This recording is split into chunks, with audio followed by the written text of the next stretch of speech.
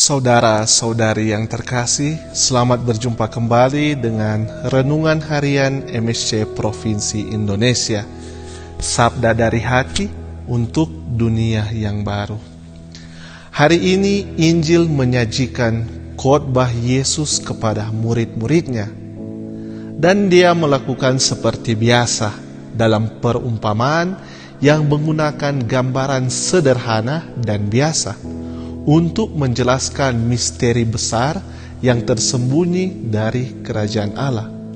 Dengan begitu orang bisa mengerti dari orang yang paling berpendidikan tinggi sampai orang yang sederhana.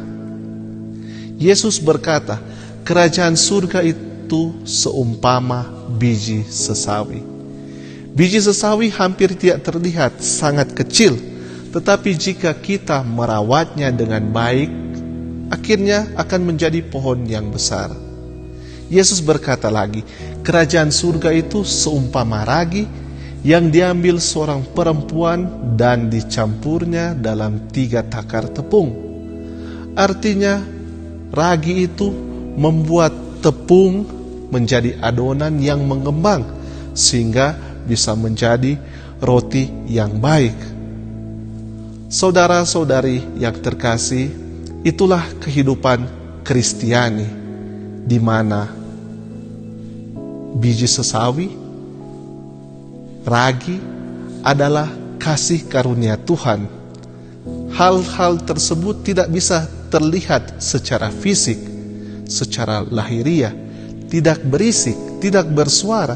Tetapi jika seseorang membiarkannya menjadi daging dalam hidup berimannya, maka kehidupan ilahi itu akan membuat orang berbuah dan bahkan membuat orang yang berdosa bertobat dari segala kelalaiannya.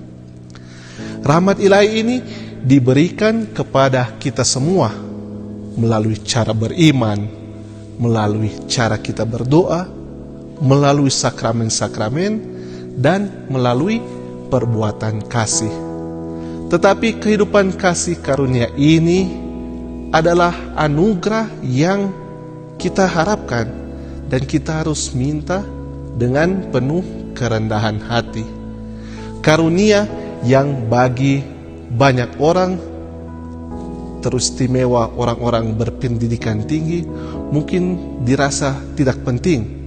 Tetapi bagi orang-orang sederhana dan merindukannya, Tuhan akan anugerahkan.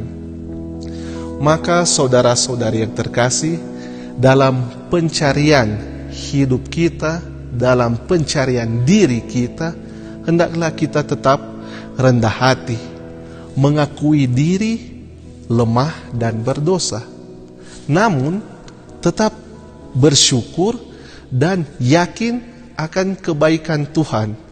Karena dengan demikian biji sesawi akan menjadi besar, dan dengan demikian ragi sabda Allah akan mengembangkan dalam diri kita buah-buah hidup yang kekal.